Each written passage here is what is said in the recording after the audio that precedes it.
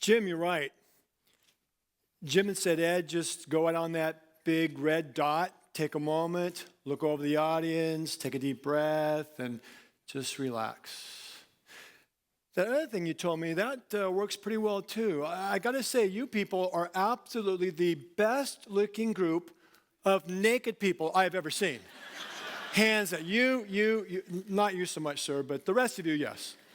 Well, let's put your imaginations to some good use, and if you will go with me on a little journey back just a few years when I was 31. Okay, maybe that's 21 or 22 years ago, but we're at the start line of the LA Marathon. It's a cool, crisp morning. Some of you might want to put your clothes back on. Bang, the starter gun goes off, and I'm off and running. Everybody has adrenaline, electricity in their bodies, and it's not long before up ahead we see it. A small little number one. As we get closer and closer, it's the number 1 mile marker. And we pass under it. Yeah, 1 mile down, 25.2 to go. Now I noticed my knees were feeling just a little bit tender at that point. No problem, I can do this. And so as we get closer, eventually we see that 2 mile marker. My knees are actually really starting to ache.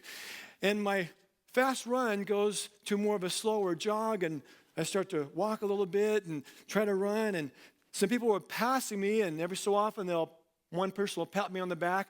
You got it, man. Just walk it off. You can do it.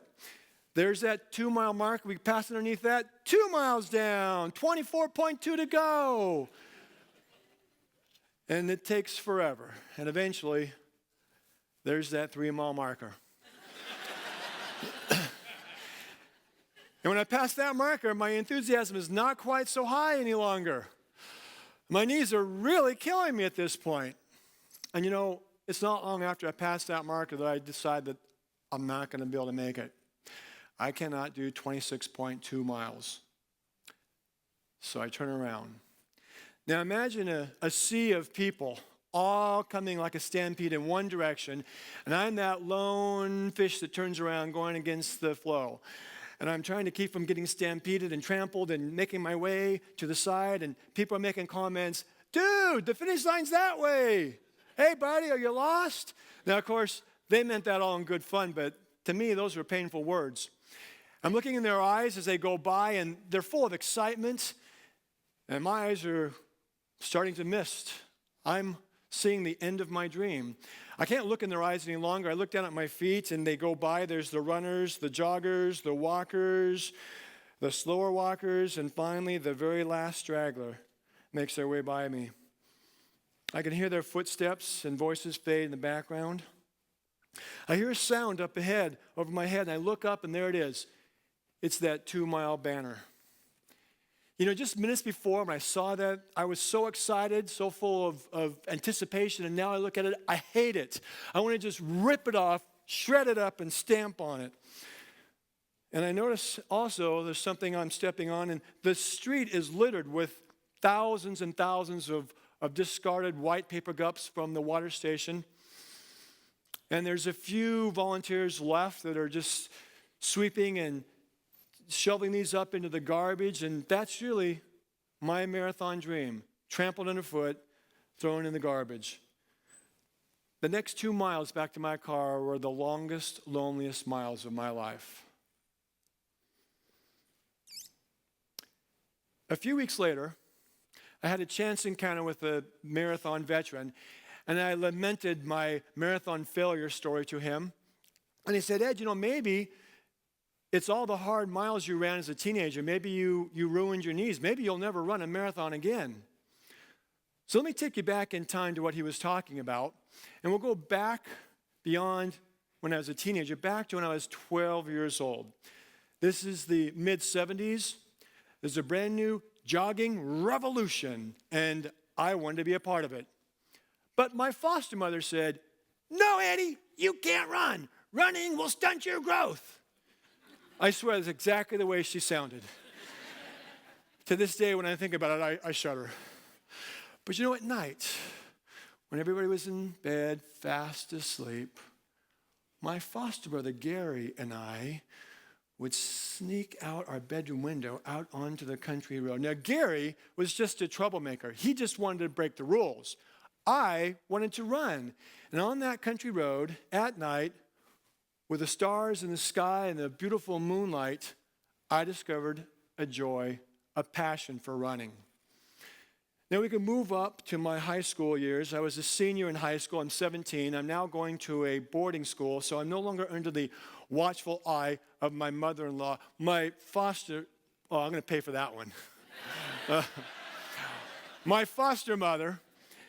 And the school I went to, she's a saint, so I'm not too worried about it, my wife. The school I went to was a private school, and it didn't have any sporting programs. There was no running team, but I consumed every book I could find on running, every magazine article I could find, especially if it had to do with running marathons. And I trained myself how to run a marathon. So I showed up at the start line of a marathon. I had my form in hand, and I was underage, so I needed to get parental consent, and somehow, magically, my foster mother's signature appeared on that form. So I turned in my form and started the marathon. And when I finished that marathon, it was the most amazing experience of my life. Now you have to remember, I'm 17, I'm going to a boarding school, and I'm still a virgin. So I did a few more marathons, and by the time I was 18, I'd actually done 5, and now I'm in college. I meet the love of my life, and we get married at 19, and then we start to live the American dream. We start a business, we buy a home, we have a baby girl, then a baby son, another baby girl, another baby girl. We stopped there, 4 was plenty. And as life went on, eventually I dreamt about always going back and running a marathon again. And so when I was 31, I showed up at the start line of a marathon. This is 1994. And I told you about that marathon, and I failed at that marathon. So life went on, and years went by, and now we're in my mid-40s. It's 2007 and 2008. And do you remember what happened to the financial markets in those years? What happened to the stock market, to the real estate market that took a big crash? I had made some risky investments, and when you make bad investments and there's bad timing, that's a recipe for disaster, and we had some pretty severe financial losses, and it sent me into a bit of a depression. And I learned that one of the best ways to deal with depression is exercise. Now for me, my preferred form of exercise would of course be running, but we knew I couldn't run because, as that man had mentioned, my knees were shot. I'd ruined them from running all those hard miles and marathons when I was a teenager. But I could walk. So I started out walking each morning. Eventually, I ran a little bit and did some more and found that I could actually run a few miles. And one morning, I went home and I told St. Martha, I said, honey, I have an idea. She said, what? I said, I want to run a marathon again. Now, the supportive wife that she is, she had 2 thoughts. One, 15 years ago, I had failed, and it was just a crushing experience for me. But she also wanted to be supportive. So she said, well, what do you need to do? I said, I just need to keep training and sign up. So I did. And on a spring morning in 2009, I showed up at the start of a marathon. Now this is almost to the day, 15 years after my marathon failure, and almost to the day, ironically, 28 years after the last time I had successfully ran across the marathon finish line. This marathon, though, went a little bit differently. I ran it conservatively, and I finished and actually had a really good experience. Now, just a month after that, I ran another marathon, and 2 weeks after that, another one. 2 weeks after that third marathon, I found myself at the start line of a 24-hour race. Now, believe it or not, people, there are folks that actually will run for 24 hours nonstop. Crazy people, but they're out there. Now, I had no idea how to run 24 hours. I knew how to run a marathon. So I ran a marathon. And when I finished, like Forrest Gump, I just kept going. Eventually, though, it became nightfall, and I couldn't run much after a marathon. I hadn't trained for anything beyond a marathon, and my legs got to be quite sore, and muscles were aching, and now it's nighttime, and my feet are killing me, and they feel like they're raw, on fire. My muscles ache, and it's the middle of the night. Now it's 2 o'clock in the morning, and this is the most difficult thing I've done, physically and mentally. But I think about some people. Think about the pioneers who risked everything to come over across the country to settle. I think about soldiers in wartime. And I thought about the Jews who were in concentration camps. Now, those people would have traded positions with me in a second. I didn't have a gun to my head. No one was forcing me to do what I did. So I decided, if I just keep on going, it's just a 1-mile loop. If I can just keep on going, eventually the sun will come up and the race will be over. And so I did. And the sun came up. And when the dust had settled after 24 hours, I had completed 102 miles. Now,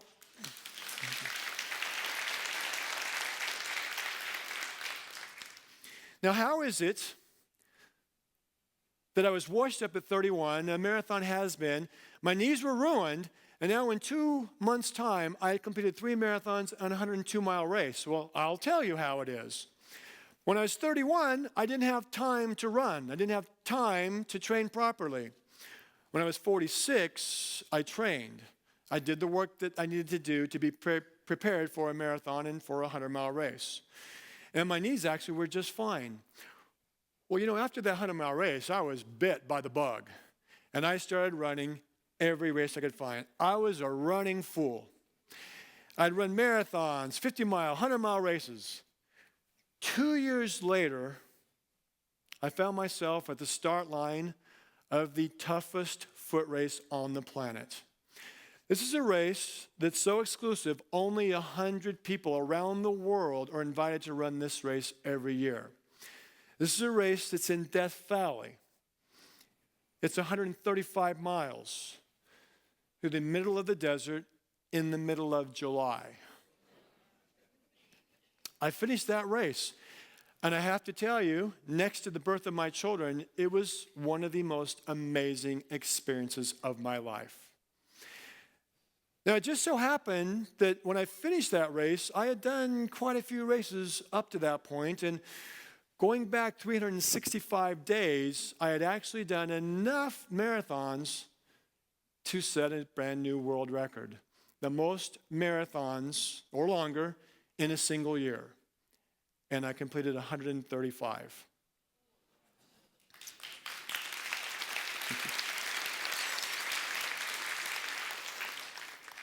And the people said, Ed, you broke a world record. Where are you going to go now?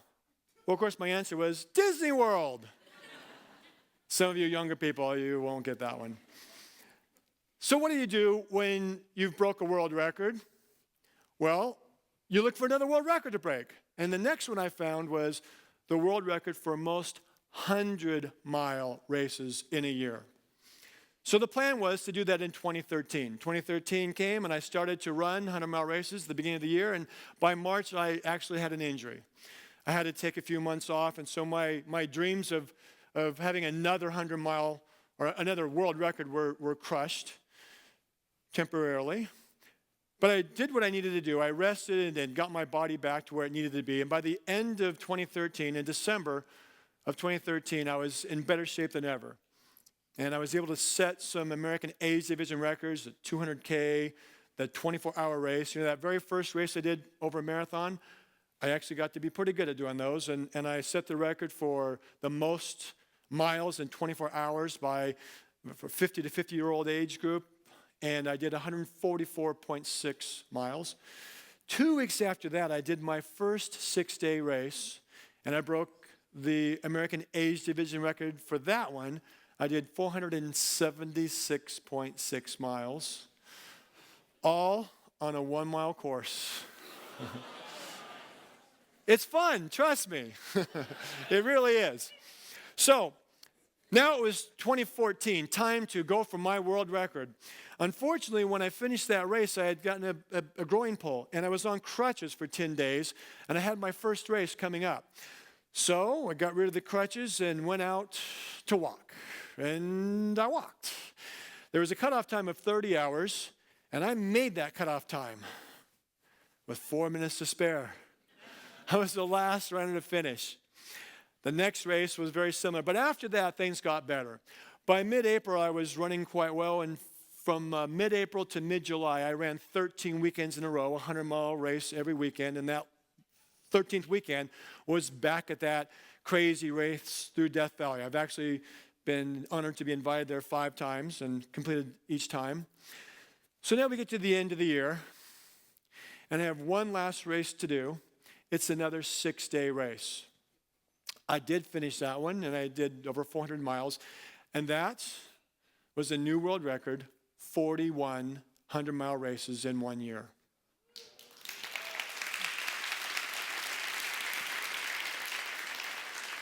Now, when we run a 100-mile race, unlike a marathon, you get a finisher's medal. In a 100-mile race, you get a finisher's buckle. So we can actually do something with our hardware. And I've accumulated a few of these buckles over the last few years.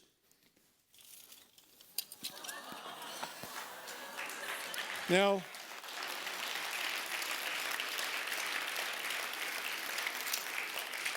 unless you're Rain Man, you don't know how many there are, so I'll help you out.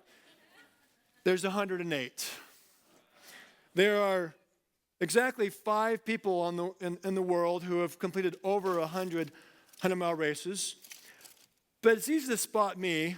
I'm the guy that will be out there in the race as a jester. Now, every race I do, I actually go in costume as a jester. Now, why would I be a jester? Well, here's what I found, is as a jester, I'm able to remind myself how not to take things too seriously and remind everybody around me of the same thing. And you might think to yourself, okay, Ed, that's cool. You've set some world records. You're a jester. But how does that affect my life? Well, all of us have dreams. And all of us have dreams that have been crushed. Go to the graveyard of dreams. There's dreams that you have that have been dead and buried for years and years and years. It's Halloween, so I'm going to suggest you dig up that dream. In fact, take a moment right now. Think about a dream that you've lost. Take that dream and make that dream come true. It may not be running a 100-mile race. It may not be running a marathon, but you all have your own marathon dreams. Maybe it's to write a book, to get that amazing job you've always wanted, to get that life partner, to travel to some far-off land. Your dream is your own, and I'm asking you to go and make that dream come true. In fact, to help you, we've made special arrangements. Just tomorrow only, we were going to give you an extra hour.